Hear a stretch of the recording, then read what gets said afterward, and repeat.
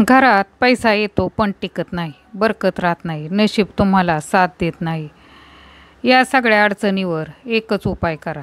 घरातून पैसा कधीही संपणार नाही. मित्रमैत्रिणींनो, व्हिडिओ पूर्ण पहा. नंबर 1. लाल कपड्यात 2 कवड्या बांधून तिजोरीत ठेवल्यास धनहानी थांबते आणि पैशाची आवक वाढते. नंबर 2. लक्ष्मीपूजन करणे. 11 कमळाची फुले अर्पण करणे, 9 वाटी तुपाचा दिवा लावणे, पांढरे वस्त्र दान करणे आणि 2 मोती वाहत्या पाण्यात सोडल्यास आर्थिक समस्या दूर होतात. मित्रमैत्रिणींनो, व्हिडिओतील माहिती आवडल्यास व्हिडिओला नक्कीच लाईक, शेअर आणि सबस्क्राईब जरूर करा. नंबर 3. शुक्रवारी शुक्रदेवाला नैवेद्य अर्पण केल्यास पैशाच्या अडचणी दूर होतात आणि जीवन सुधारते. नंबर 4. जर नशीब तुम्हाला साथ देत नसेल किंवा तुम्ही ज्या ठिकाणी पैसे गुंतवत आहात ती कामे बिघडत असतील तर तुमच्या आजूबाजूला किंवा एखाद्या मंदिरात जाऊन गरजू व्यक्तींना अन्न खाऊ घालावे व पूर्वजांचे स्मरण करावे. सोबतच दररोज काळ्या कुत्र्याची सेवा करून त्याला खाऊ पिऊ घालावे. असे सातत्याने केल्यास नशिबाची साथ तुम्हाला लाभेल. त्याबरोबरच अडकलेले पैसे देखील प्राप्त होतील. नंबर 5. सरकारी नोकरीत बाधा येत असेल तर सूर्यदेवांना प्रसन्न करा. गंगाजल आणि चांदीचा तुकडा देवाऱ्यात नक्की ठेवावा. या व्यतिरिक्त माकडांना गूळ चणे खाण्यास द्यावे. नंबर 6. पंचमुखी हनुमानजींचे लॉकेट धारण केल्यास व्यवसायात प्रगती होते. नंबर 7. पिवळ्या कपड्यात चण्याची डाळ बांधून विष्णू मंदिरात दान करणे. नंबर 8. गायी आणि आईची सेवा करणे. मित्रमैत्रिणींनो, व्हिडिओतील माहिती आवडल्यास कमेंट बॉक्समध्ये नक्की श्री स्वामी समर्थ लिहायला विसरू नका. नंबर 9. संगमरवरी लादीवर चंदन घासून ते वाहत्या पाण्यात सोडणे. नंबर 10. जर तुम्ही आर्थिक समस्येने त्रस्त असाल आणि पैसे मिळवण्याचा कोणताही मार्ग सापडत नसेल तर 21 शुक्रवारपर्यंत महालक्ष्मीची पूजा करा आणि केशर असलेली खीर आणि साखर अर्पण करा. यानंतर 9 वर्षाच्या 5 मुलींना खीर आणि साखरेचा प्रसाद द्या. त्यानंतर घरातील ज्येष्ठ महिलेला प्रसाद द्या आणि मग संपूर्ण कुटुंबाने तो प्रसाद खा. असे केल्याने आर्थिक समस्या हळूहळू संपुष्टात येतील आणि पैसा मिळण्याचा मार्गही मोकळा होईल. नंबर 11.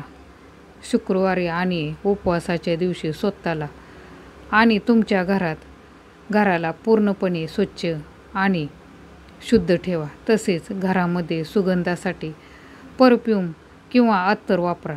यानंतर महालक्ष्मीचे पूजन करा. लक्ष्मी मंदिरात 11 कमळाची फुले अर्पण करा आणि 9 वाटी तुपाचा दिवा लावून प्रार्थना करा. तसेच पांढरे वस्त्र दान करा आणि 2 मोती वाहत्या पाण्यात वाहू द्या. असे केल्याने तुमच्या पैशाशी संबंधित सर्व समस्या दूर होतील आणि सर्व कामे वेळेवर पूर्ण होतील. नंबर 12.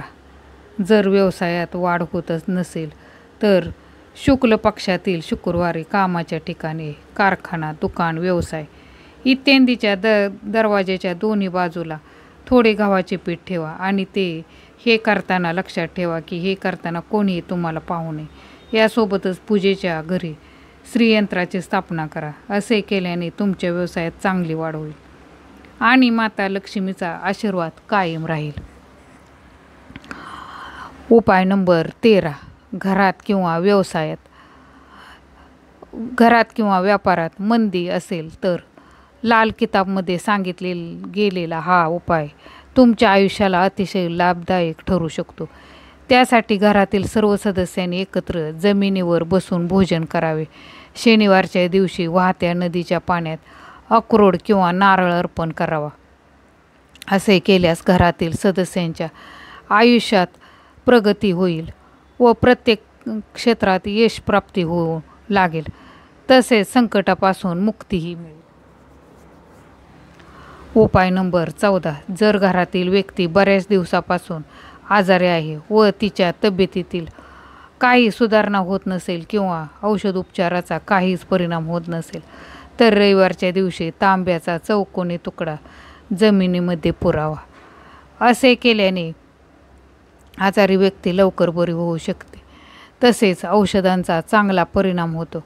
परंतु लक्षात ठेवा, व्यक्तीच्या आजारपणात वेळोवेळी डॉक्टरांचा सल्ला घेणे आवश्यक आहे. उपाय नंबर 15.